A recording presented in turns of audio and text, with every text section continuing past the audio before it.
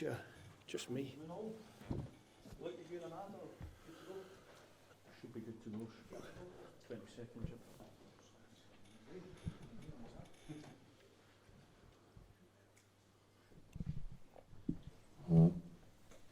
Steve, it's a 28-man squad. Tell us the benefits of having those extra couple of players to be able to work with them ahead of the Euros. I think with the makeup of the squad and the number of players I've probably got about half a dozen players that are not playing regular or coming back for injury. So just to go a little bit bigger gives us a little bit more breathing space. Can have a look at them over the 10 days together in the pre-camp. So that was the thinking behind the 28. Would it be fair to say that there's maybe some in there that have got the opportunity to work their way in if there's any doubts, or it's all about what happens from now? It's pretty, obviously it's 28. There'll be 26 of those will go to the tournament and 2 will miss out, which will be unfortunate, but such is the life of a head coach. You have to make those decisions. I just wanted to give myself a little bit of breathing space to have a look at certain players, how they are, how their fitness is. 1 or 2 still on a return to play, if you like, over the 10 days plus the 2 friendlies. So it's just to buy a bit of time. Tell us about what excites you about Ben Doak. Well, Ben's got obviously a lot of talent. He catches your eye. I think the pace would be something that we haven't got in abundance in the squad. So it's something a little bit different. He's a young man, he's got a lot to learn in the game. I've never had the chance to work closely with Ben, so it just seemed like the right opportunity to put him in. The squad going from 23 to 26 just made it something that I thought I should do, so we'll have a look at Ben and see how he does.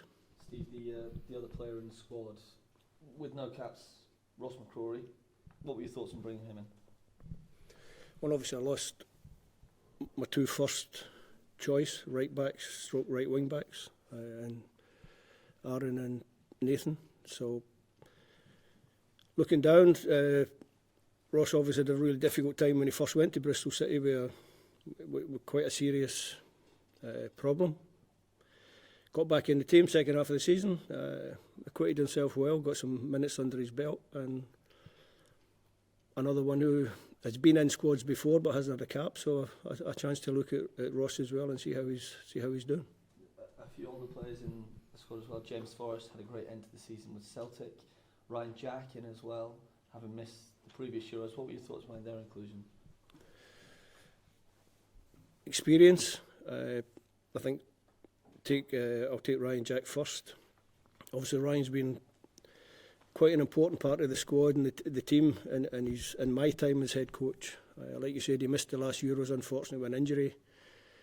He hasn't had the best finish to the season with Rangers, but I know he's been fit for the last 2 or 3 weeks and it just hasn't been selected at the club, which is unfortunate for Ryan, but I think he deserves to be there. He's a midfield player who's a little bit different to the other type of midfield player that I've got, so that was the thinking behind Ryan. James Forrest, where do you start? You know, if ever there's an example to young players on how to conduct yourself if things are not going well for you at your club, then I think James epitomises that.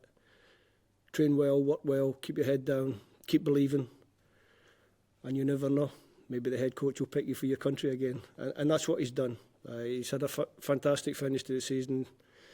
Obviously brings a bit of experience. Was part of the squad in the last Euros, so it'll be nice to see James again. Would he have been quite far away from your thoughts a few months ago, just when he wasn't really getting on the bench for Celtic at all? I think you're always aware of players, but obviously if you're not playing regular at your club, and James it was over a period of time, it wasn't just a short-term thing. Like I said before, he's worked really hard. He's just kept his head down. He's worked. He's caught the manager's eye, and he's managed to come in and be, again, another one who probably grabs your attention with the way he's finished the season. You're looking, you're thinking, wow, James is back to maybe where he was 3 or 4 years ago, which is a credit to him and something that I didn't think I could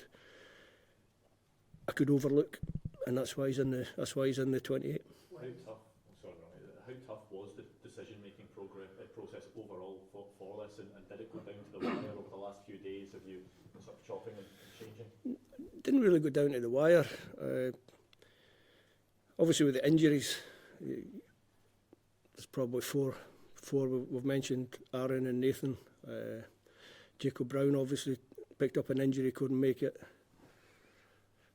There's Fergie, everybody talks about Lewis, would have been part of the squad. So then suddenly you're losing 4 players from maybe the front of your mind, and you're starting to go into the back of your mind and think, okay, how can we replace them? Going for 23 to 26 probably made it more difficult, to be honest, because then you're thinking how to balance the squad, how to get the right personnel, the right people. And the squad is not always just about who plays, it's also about who doesn't play, and the ones that don't play or don't get many minutes are just as big a part of the squad moving forward as the ones that do play, because they control the harmony of the group, if you like. They're the ones that can be 4 or 5 weeks, 6 weeks hopefully, without minutes on the pitch. And you tell a professional player that you're going to be involved for that length of time and not get too many minutes on the pitch, it can be a big ask for some people. So to get the balance right was quite tricky. You mentioned you've given yourself that bit of breathing room, Steve, but how tough a decision do you have on your hands now to lose these games? I think more than a third of the squad have still got games to play this week. We'll be involved in games before we meet up.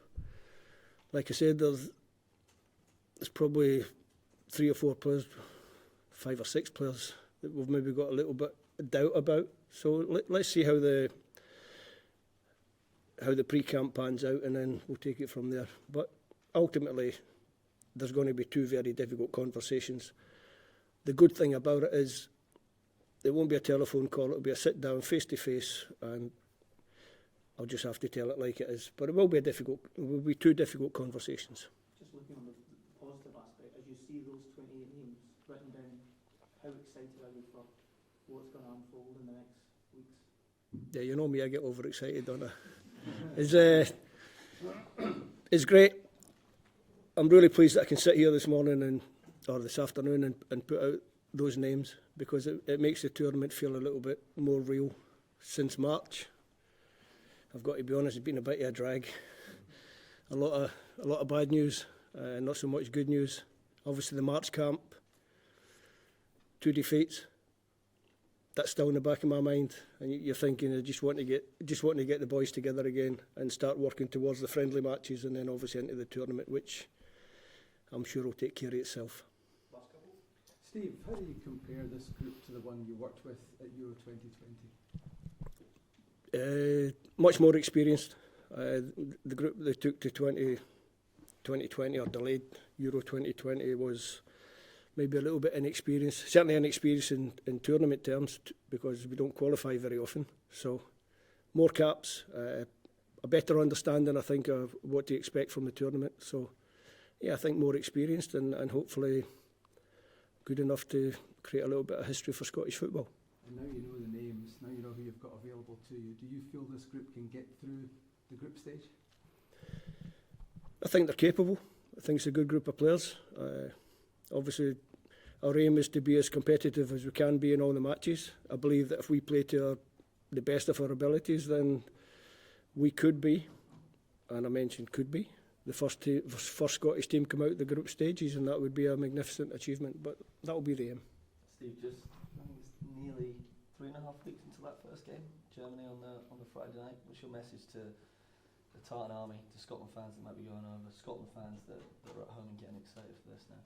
Nah, just go and just enjoy it, enjoy the occasion, and enjoy hopefully a really good performance for the Scottish team. Get behind the boys. I'm sure they will. I don't need to tell them that, because you know they're going to be on your side anyway. So, no, it's something to look forward to. Everyone can look forward to it, and hopefully, come the end of the summer, we're all still smiling. Steve, there was a little bit of speculation over Tino Livramento. Was there anything in that? In terms of Maybe getting a shot for call-up? Well, I think Tino's England international under 21. He qualifies for England, Scotland, Portugal.